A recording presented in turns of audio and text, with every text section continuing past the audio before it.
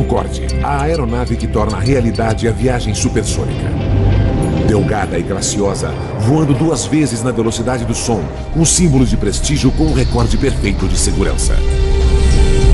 Mas 113 pessoas morrerão daqui a 120 segundos. Agora, utilizando avançada tecnologia computadorizada, revelaremos exatamente o que deu errado. Desastres não acontecem simplesmente. Eles são uma sequência de eventos decisivos. Conheça as determinações fatídicas naqueles segundos finais antes do desastre. Segundos fatais. Concorde. Europa. França. Paris. 25 de julho de 2000. Aeroporto Charles de Gaulle. 12h30 da tarde. 100 homens, mulheres e crianças fazem o check-in para o voo AF4590. Vieram de todas as partes da Alemanha na expectativa de uma viagem única. Férias de sonho, custando no mínimo $13 mil cada. Começa com um voo no Concorde para Nova York. Depois, um cruzeiro luxuoso pelo Caribe. Para o pai de George Meyer, é um prazer especial para comemorar sua aposentadoria. Ele fez 65 anos em 2000 e queria esse prazer para si e sua companheira. Ambos gostavam de viajar e tinha sempre de ser algo especial.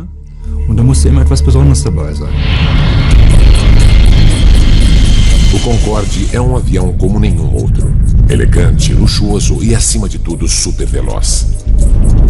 Voando a mais de 2.200 km por hora, o Concorde une a América do Norte a Londres ou Paris em 3 horas e 45 minutos. A forma exclusiva do Concorde, com uma cabine compacta e amplas asas deltas, permite que ele risque o céu 3 km a cada 6 segundos. John Hutchinson pilotou o Concorde durante 15 anos. A melhor forma de descrevê-lo é simplesmente dizer que era um puro sangue, uma estrutura linda que responde bem aos comandos como um vencedor de um grande prêmio.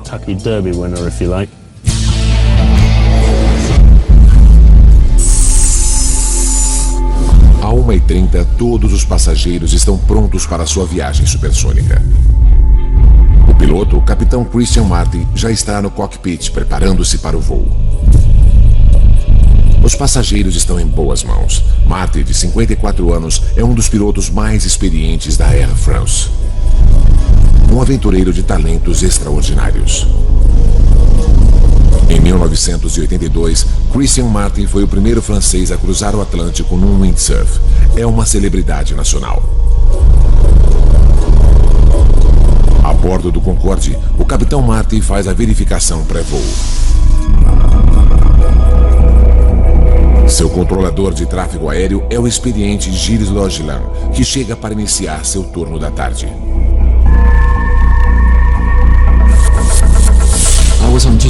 Eu estava de serviço na torre de controle sul do aeroporto Charles de Gaulle, em Paris. Não era o meu plantão, mas na véspera um colega me pediu para trocar. Ele fez o meu horário da manhã e eu fiz o seu turno da tarde. Com a troca de turno, ele ganhou um presente inesperado. Gilles Logilin é o controlador responsável pela decolagem do Concorde. O Concorde é um dos mais belos aviões que eu já vi. Sua linha é pura. Eu gostava muito de vê-lo aterrissando e decolando. Durante a verificação pré-voo, o capitão Marty vê que o motor número 2 apresenta uma falha técnica. Uma pequena peça precisa ser trocada. Não é nada sério, mas a segurança do Concorde é sempre prioritária. Com 900 mil horas nos 40 mil voos realizados, jamais houve uma fatalidade. O reparo atrasa a partida do Concorde em 1 hora. 13h54. Os passageiros começam a embarcar. Entre eles, encontra-se a família Air, Christian e Andrea e seus filhos Maximilian e Catarina. Klaus e Margaret Franzen são professores que economizaram 20 anos para esta viagem.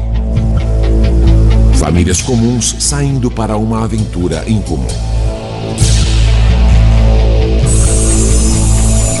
Às 4h35 da tarde, o Concorde está pronto para decolar. A bordo, a ansiedade aumenta à medida que o jato supersônico taxia na pista. Na torre de controle, Gilles Logelin autoriza a decolagem do voo 4590 da Air France na pista 26 à direita. São 4h40 da tarde. Até então, para passageiros e tripulantes, tudo está normal. O capitão Marty alinha o avião na cabeceira da pista, pronto para liberar a potência dos 4 motores Rolls-Royce do Concorde. Para o piloto sênior John Hutchinson, um momento como este é sempre especial. Quando abrimos os reguladores de gasolina para a potência total, sentimos uma grande vibração de força enquanto o avião acelera pela pista. E tem-se a sensação de que a única coisa que ele quer é elevar-se no ar o mais rápido possível para o seu ambiente natural.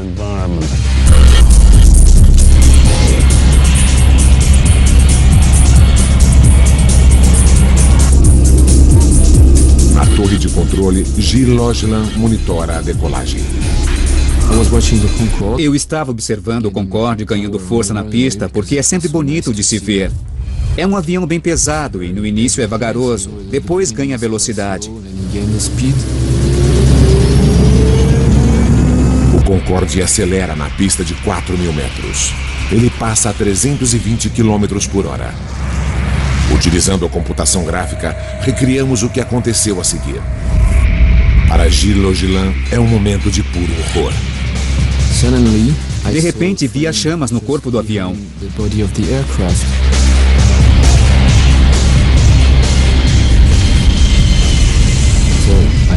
Corri para o microfone e disse: Air France 4590, as chamas atrás de vocês.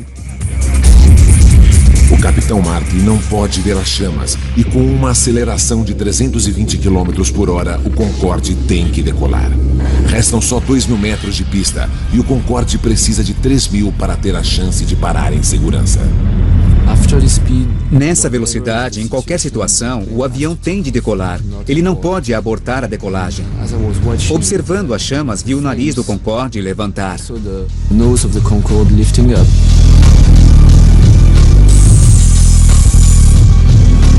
Às 4h43 e 15 segundos, o capitão Marty puxa o manche. O Concorde levanta voo. Foi assim que as testemunhas viram o voo AF4590 do Concorde.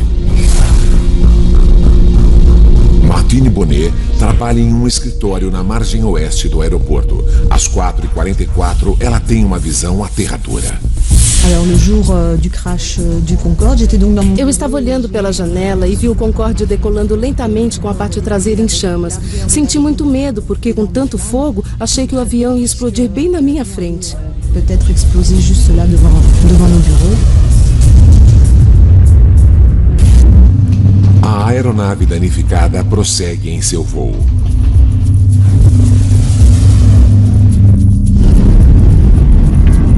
Perto de onde Martine trabalha, o mensageiro Emmanuel Vermignon dirige sua van no final da pista. Quando o Concorde passou, minha janela estava aberta. Eu usava uma camisa polo e o calor que o avião emanava derreteu partes da minha camisa e me provocou pequenas bolhas. Eu podia sentir a quentura no chão.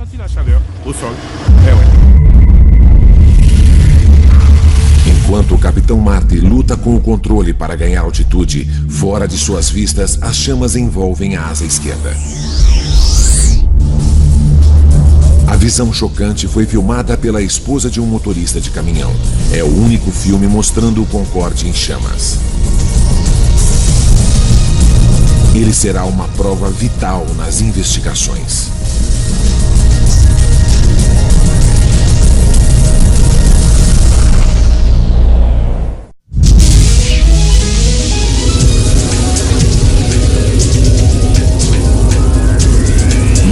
aeroporto de Paris, um Concorde supersônico acabou de decolar.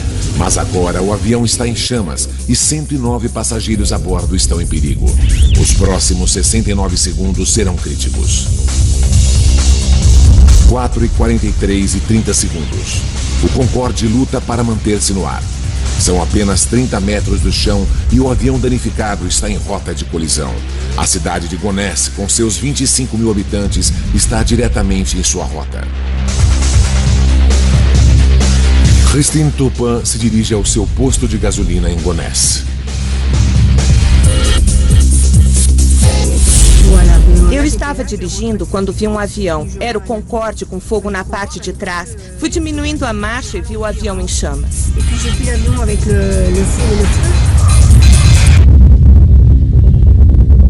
O capitão Marty está ficando sem opções. A asa esquerda do Concorde está se desintegrando. O empresário Patrick Tess está diretamente na rota do avião. Eu estava no escritório falando com uma cliente. A janela dá para a pista. Fui interrompido por um barulho tremendo. Era o Concorde em chamas, inclinando-se violentamente.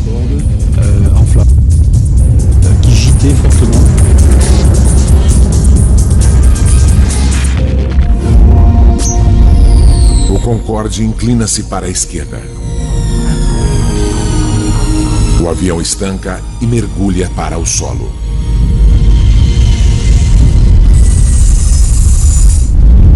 São 4h45. Este é o momento que todo controlador de voo teme. Gilles Logelin pega o microfone. Eu chamei o avião dizendo: Air France 4590 está ouvindo. Air France 4590 está ouvindo. Disse isso 2 vezes. Air France 4590 está ouvindo. Não houve resposta.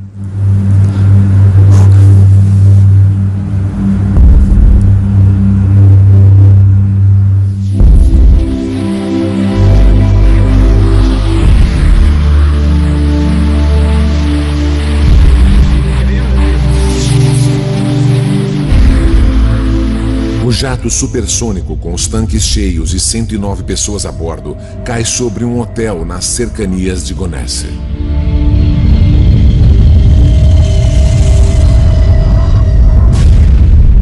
Uma apavorante bola de fogo cai sobre o prédio. A professora inglesa Alice Brooking acabara de ocupar um quarto no primeiro andar. Fui direto para a porta do quarto e vi as chamas. Não havia como descer as escadas.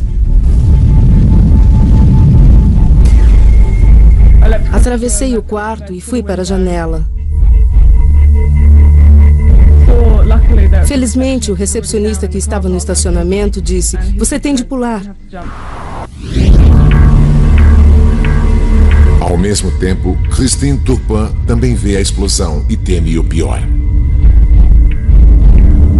De onde estava, pensei que ele havia caído no posto de gasolina. Minha filha e uma funcionária estavam lá e pensei que haviam morrido. Enquanto Christine Turpin se dirige para lá, um braço de poltrona cai no posto de gasolina. É um lembrete desagradável para Christine sobre o destino dos passageiros.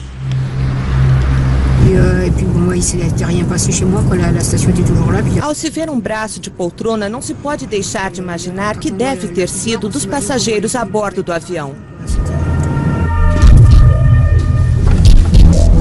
8 minutos depois da queda, dezenas de carros de bombeiros e ambulâncias correm para o local. Uma tragédia estarrecedora, não só para os passageiros do Concorde, como para os que estão no hotel. O chefe regional dos bombeiros, Coronel Fabrice Chauvin, lidera o salvamento. Enquanto dirigia, muitas coisas passaram pela minha cabeça. O mais importante para mim era dividir a operação em duas partes separadamente. Uma, a queda do avião, apagar o fogo e salvar os sobreviventes. E dois, organizar socorro para os feridos antes de serem levados para o hospital. A intensidade do fogo é tão grande que levarão 3 horas para controlá-lo. Como mostram as cenas deste noticiário, os restos queimados do avião e do hotel estão irreconhecíveis. As tentativas de resgate são inúteis. 113 pessoas morrem, 4 do hotel e 109 passageiros e tripulantes do Concorde.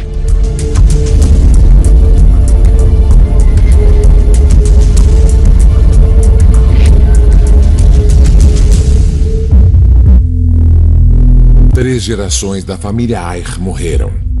Os avós das crianças quiseram oferecer à família férias inesquecíveis e reservaram o voo no Concorde.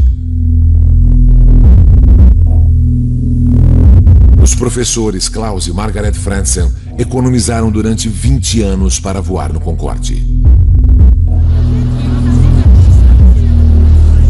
A equipe de salvamento começa a trágica tarefa de retirar os corpos do local do acidente.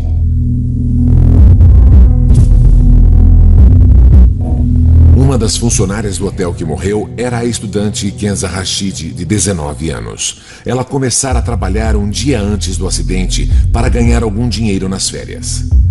Outra vítima é a arrumadeira Devraneh Chandan Singh. Ela deixou 2 filhos.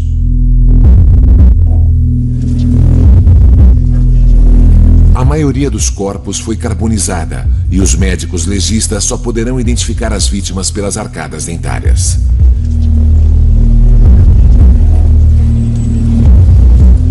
É um momento doloroso para os parentes das vítimas, como George Meyer. Uma das coisas mais difíceis foi a identificação do meu pai e seu sócio. Não sobra muito dos passageiros depois de um acidente.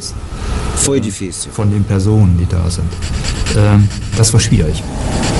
George vai esperar 2 semanas até identificarem os restos mortais de seu pai.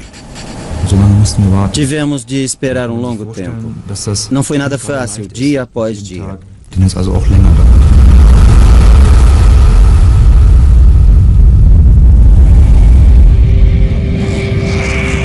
O acidente surpreende a todos.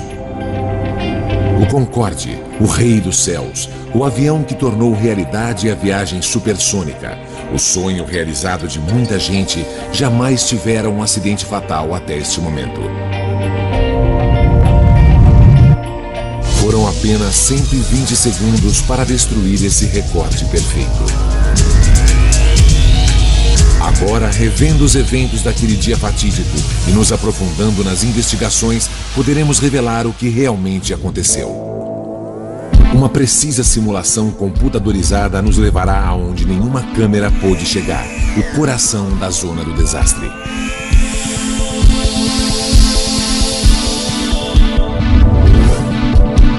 O Bureau Francês de Acidentes Aéreos enviou seus melhores investigadores.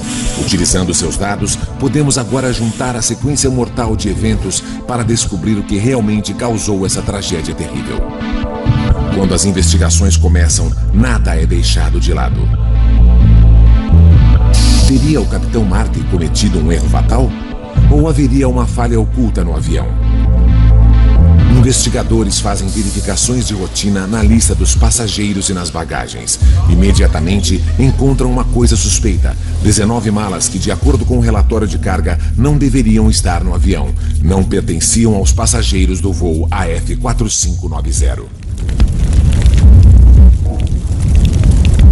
Poderia um terrorista ter colocado uma bomba no avião? Não teria sido a primeira vez. 270 pessoas morreram em 1988, quando terroristas plantaram uma bomba em uma mala que destruiu um 747 da Pan Am no abominável acidente em Lockerbie. Em Gonesse, os investigadores dividem o local da queda do Concorde para uma busca meticulosa. Eles fotografam e rotulam tudo o que é encontrado em cada seção. É um processo trabalhoso que leva 4 semanas. Depois, cada pedaço dos destroços é levado para identificação e análise. 3 hangares do Le Bourget, outro aeroporto de Paris, torna-se seu local de repouso final. Este monte de entulho é tudo que sobrou do hotel, tal a intensidade do impacto e do fogo. A construção de 40 apartamentos é reduzida a pouco mais de uma pilha de fragmentos.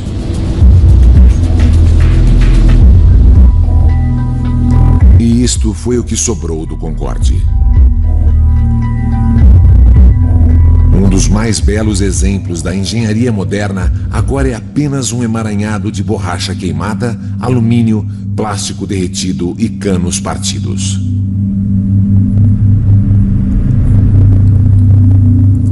Os investigadores franceses separam e identificam cada fragmento. Entre estes restos queimados jazem importantes pistas para elucidar a causa da queda do Concorde.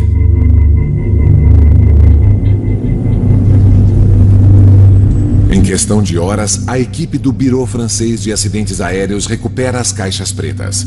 Essas peças são carregadas em todos os aviões para gravar dados técnicos importantes e principalmente a conversa dos pilotos no cockpit. Eles analisam as caixas pretas. Não há som de explosões e fica claro que não se pode culpar o terrorismo. Os investigadores são forçados a buscar uma nova pista. Eles se concentram no reparo do motor ordenado pelo capitão Marty pouco antes da decolagem.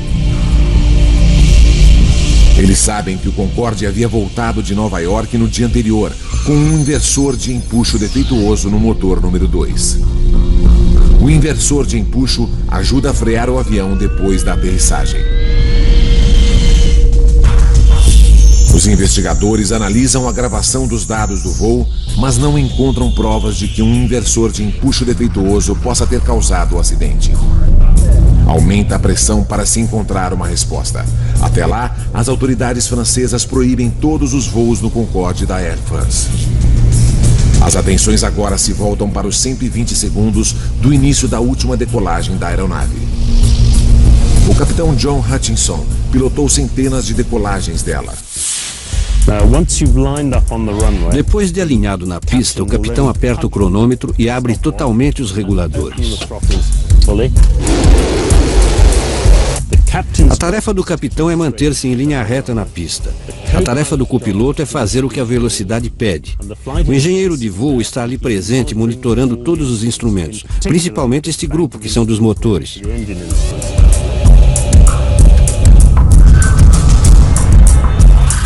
Dados da caixa preta deixam claro que tudo estava normal até que o Concorde atingisse 323 km por hora. O Concorde está agora a 79 segundos do desastre.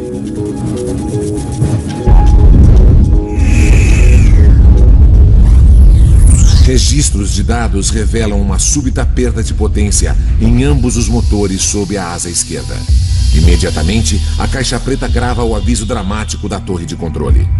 Air France 4590, vocês estão com a traseira em chamas.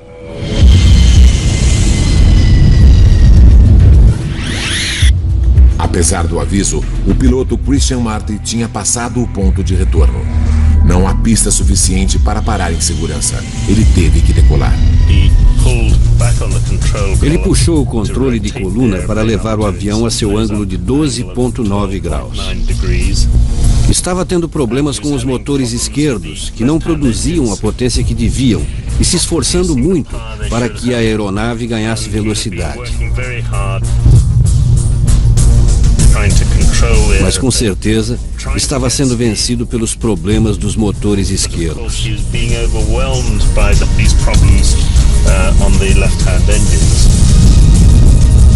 Os motores tornaram-se o novo foco das investigações. Por que perderam potência em um momento tão crítico?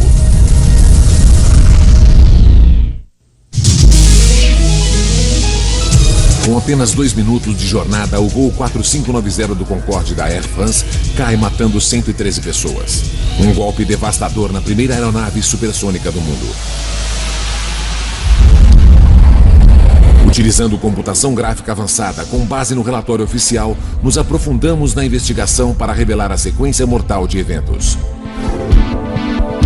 Os investigadores sabem que os dois motores esquerdos perderam potência quando o Concorde ultrapassou os 323 km por hora na pista. Mas por quê? Então, houve um novo e importante dado. Os investigadores franceses encontraram vários fragmentos de pneus na pista, um deles pesando 4,5 kg. Testes confirmam rapidamente que pertencem ao Concorde. É uma pista significante. Por quê? Porque os pneus do Concorde se dilatam em pressão extremamente alta, o que os torna mais propensos a estourar que os de outras aeronaves, principalmente durante pousos e decolagens. O piloto John Hutchinson explica. Quando o capitão levanta o avião, ele está comprimindo o trem de pouso na pista. E a pressão se torna maior nos pneus e nas rodas naquele ponto em especial.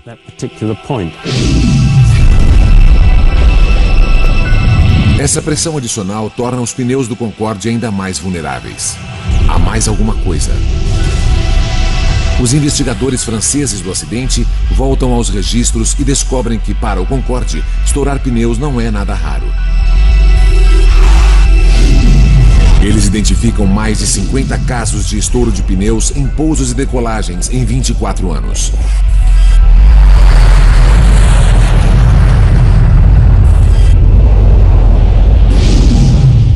Um dos piores incidentes envolveu outro Concorde da Air France, dessa vez no aeroporto Dulles, de Washington, em 1979.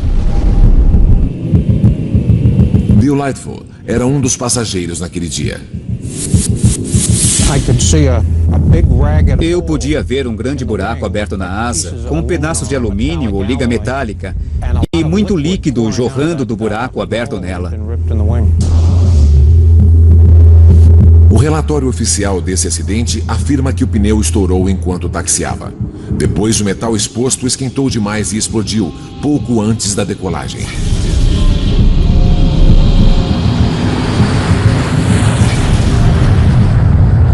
O avião decolou, mas 20 minutos mais tarde voltou ao chão em segurança. O avião sobreviveu a esse susto que causou uma grande vistoria de segurança nos pneus. Os engenheiros do Concorde instalaram sensores para detectar pneus subinflados, modificaram procedimentos de inspeção de rodas antes de cada voo e, o mais importante, como explica o especialista em aviação David Learmonth, desenvolveram pneus mais fortes que podem suportar 2 vezes o peso de sua carga normal. O requisito em voos de teste era podermos ter um pneu estourado na decolagem e podermos completá-la sem pneu algum.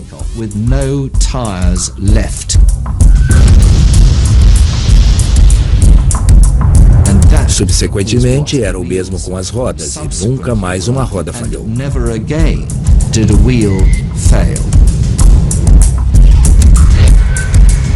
Isso até 18 anos mais tarde, quando alguma coisa errada acontece. Apesar das medidas de segurança, um dos pneus do Concorde explode em fragmentos. Os investigadores vão mais fundo. Eles reexaminam os escombros encontrados na pista e fazem a mais importante descoberta da investigação. Esta misteriosa tira de metal de 43 centímetros. Quando se encaixa a tira de metal de 43 centímetros ao dano no pneu do Concorde, o ajuste é perfeito. De repente, tudo passa a depender da origem desse metal. De onde ele veio? São 5 semanas de trabalho cuidadoso de detetive, comparando-a a milhares de partes que formam uma aeronave. Então, uma brecha. Eles descobrem que a tira de metal pertence à montagem do motor de um DC-10. E o registro de voos de Paris revelam que um DC-10 da Continental Airlines decolara 5 minutos antes do Concorde. Eles rastreiam o avião até Houston, no Texas, e incrivelmente descobrem que faltava uma parte do motor. É a tira de metal ajustada 16 dias antes, durante a manutenção no DC-10. Quando David Learmonth vê a fotografia da tira de metal, fica atônito. Tinha bordas ásperas e não porque o Concorde havia passado por cima dela. Tinha sido cortada grosseiramente. As bordas não eram retas. Outra coisa, foram feitos orifícios para parafusos ou rebites que se espalhavam por toda a parte.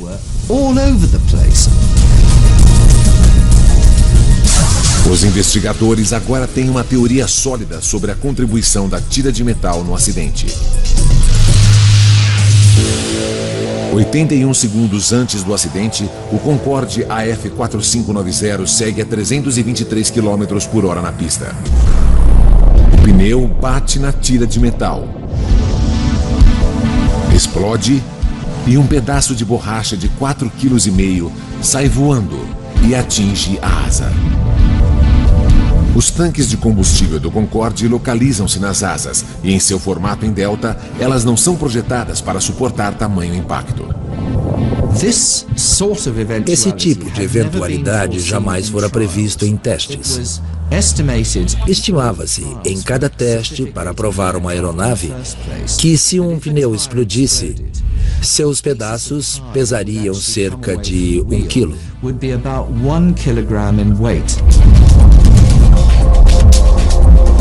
O pedaço de borracha que atinge a asa do Concorde naquele dia pesa quase 5 vezes mais, 4,5 kg.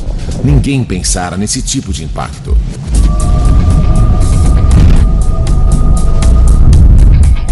E mais, pode-se encaixar um fragmento grande do pneu em uma cavidade na asa, mas surpreendentemente a asa não foi perfurada naquele ponto. E se o pesado pedaço de borracha não perfurou a asa, o que fez o combustível vazar? O pedaço de pneu que atingiu a asa e a danificou era tão grande e chato que, embora muito pesado, não perfurou a asa. Mas causou uma onda de choque tão forte no combustível que abriu uma brecha no tanque da asa para o lado de fora. O choque foi enorme.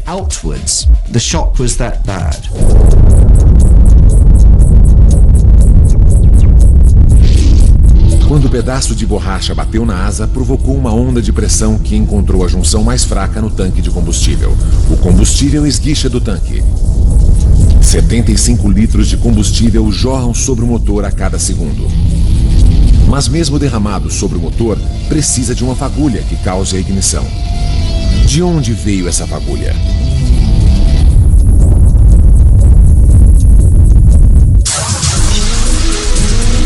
O Concorde 4590 da Air France cai depois de decolar do aeroporto Charles de Gaulle, em Paris.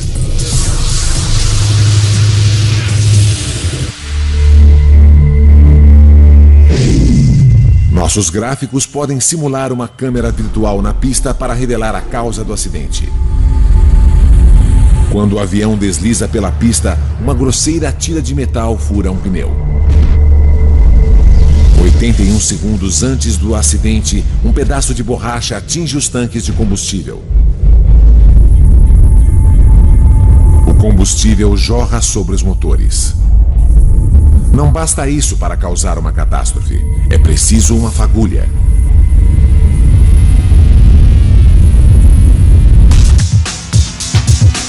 Pela gravação no cockpit, sabemos que os pilotos têm problemas com o mecanismo de pouso na decolagem.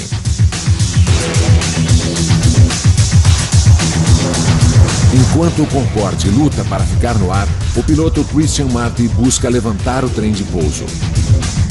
Mas ele se emperra aberto.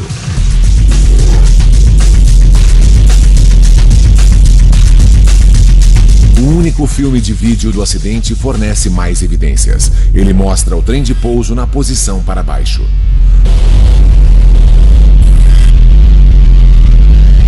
O que impediu que as rodas se retraíssem? A explicação mais plausível pode ser vista nesta simulação do computador.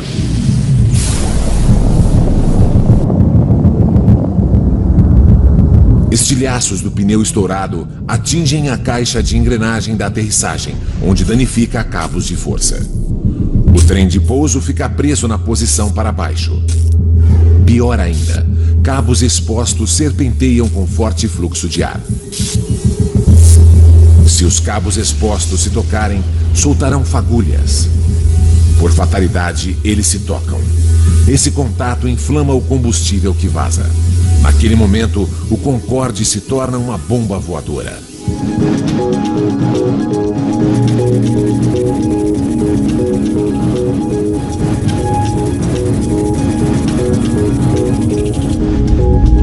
Agora podemos dizer como deve ter sido para o Capitão Marty.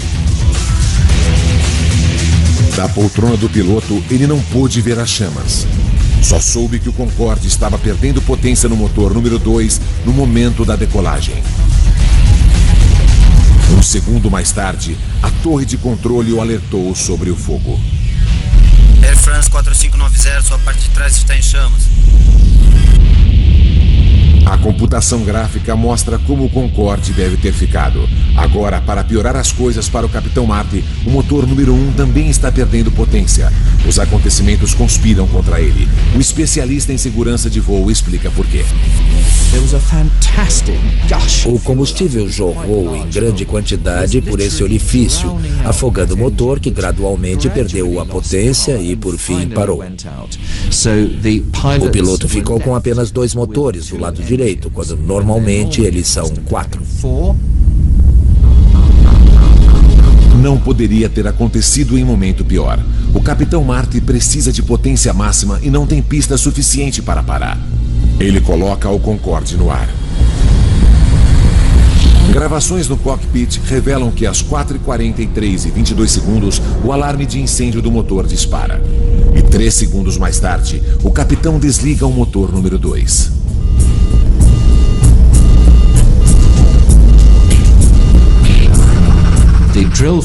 O procedimento para incêndio é desligar o motor, cortar o suprimento de combustível e tentar o extintor de incêndio para apagar o fogo.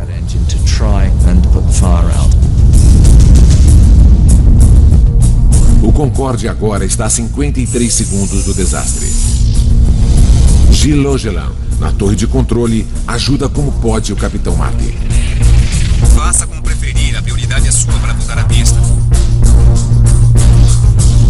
Mas a 60 metros, o Concorde está baixo demais para manobrar. Em vez disso, o Capitão Marty tenta levar o avião danificado para a pista mais próxima, no aeroporto Le Bourget, a 5 quilômetros à frente. Mas há um novo problema para o Capitão Marty. O fogo agora é tão intenso que a asa do Concorde está derretendo e se desintegrando. A ponta de trás da asa do Concorde é o controle conhecido como Elevon, que permite ao piloto elevar ou baixar o nariz da aeronave. O fogo foi tão forte que a estrutura de trás do avião estava virtualmente se evaporando. Os controles essenciais do piloto estavam sendo destruídos. Ao mesmo tempo, os detectores de fumaça dos toaletes eram ouvidos nas gravações. Para os passageiros, vapores na cabina tornam as condições insuportáveis. O Concorde está agora a 49 segundos do desastre.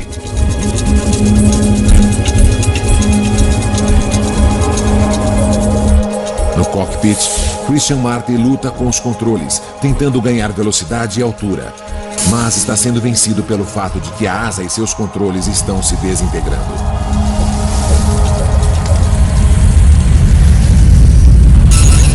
– 33 segundos.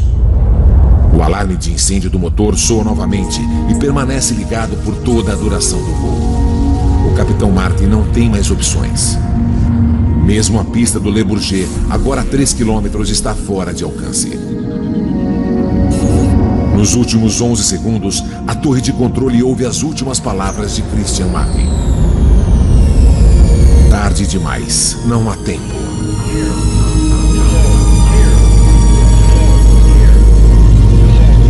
Faltando 4 segundos, o avião mergulha a 15 metros. O ato final foi o avião erguer-se e atingir cerca de 110 graus de inclinação lateral. Naquele momento, o avião tornou-se completamente incontrolável. 3 segundos. O Concorde não se mantém mais no ar. Ele para e começa a tombar para a esquerda. Há um hotel diretamente abaixo. O avião está prestes a cair.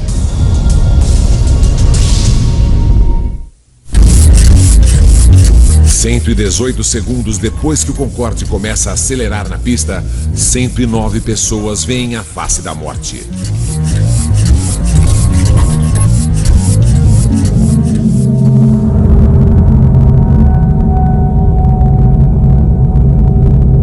Dois segundos mais tarde, ele cai sobre um hotel de aeroporto.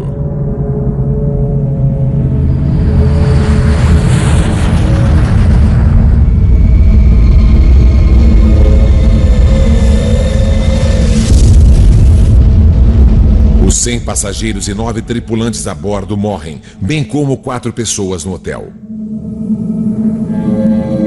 O controlador de tráfego aéreo, Gilles Logelin, iniciou o Concorde em seu voo fatídico e foi testemunha dos apavorantes segundos finais. Eu sabia que tudo havia terminado. Sabia que era a confirmação de uma realidade que eu não aceitara. Pois até aquele momento, eu ainda acreditava não ser verdade, que não era real. E aí eu percebi que estava acabado. O que não podia acontecer, acontecera. Era um acidente real. O Concorde, o único supersônico bem-sucedido, teve seu recorde de 25 anos de segurança destruído em apenas 120 segundos. Foi um desastre de horror inimaginável. Os passageiros tiveram poucos segundos para se preparar para morrer. O advogado Christoph Valens fala pelas vítimas. Creio que os passageiros perceberam logo que alguma coisa ia mal com o avião. Ele não subiu, e então uma asa pegou fogo. Ele voava a baixa altitude, logo acima do chão. Depois, o avião começou a virar. Acho que eles perceberam logo que algo terrível estava para acontecer. E devem ter se preparado para morrer. 2 dias mais tarde, permitem que os parentes coloquem flores no local do acidente.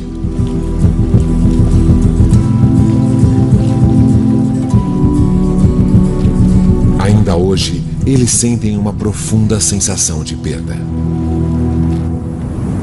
O pai de George Meyer morreu no acidente. Eu sinto saudade dele, ele deixou um vazio que não será preenchido. O mais terrível é que ele não morreu de causas naturais, mas em um acidente horrível. Ele perdeu a vida estando no auge.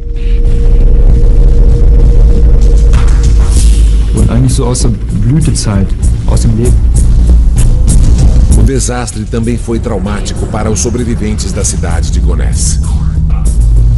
O empresário Patrick Tess escapou milagrosamente. Ele trabalha ao lado do hotel destruído pelo Concorde. Até hoje ele relembra fatos.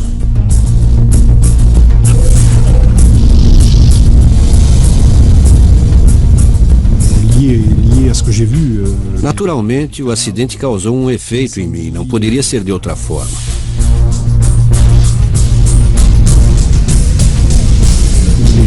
Ver o que eu vi, os corpos, o fogo, os ferimentos, foi horrível. O odor de carne queimada é terrível. C'est terrible, le kérosène, les odeurs de chair grillée, c'est terrible.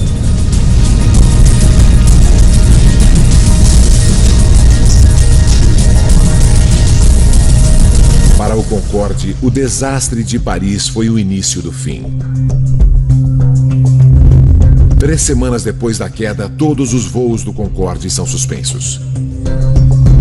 A Air France e a British Airways, as duas companhias que voam com o Concorde, têm que fazer grandes modificações na segurança.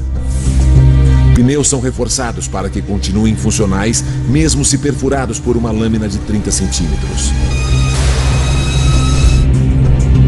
Engenheiros cobrem os tanques de combustível com revestimento à prova de balas para resistir a perfurações. E fiações elétricas no trem de pouso principal são reforçadas.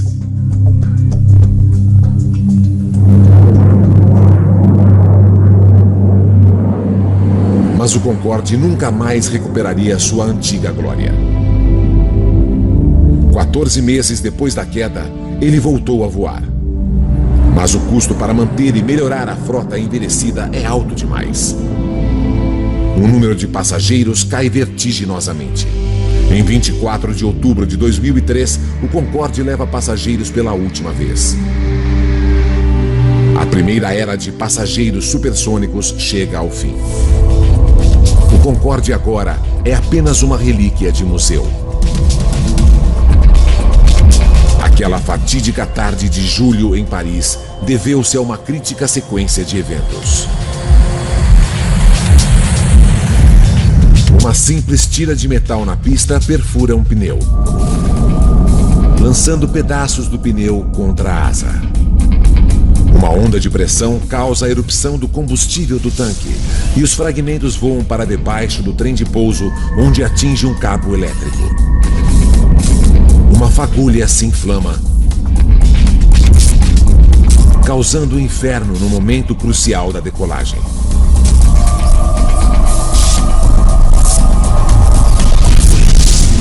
A partir dali, o Concorde está condenado. Uma sequência de eventos que ninguém poderia prever e que veio a culminar com a sua destruição. Versão Marshmallow São Paulo.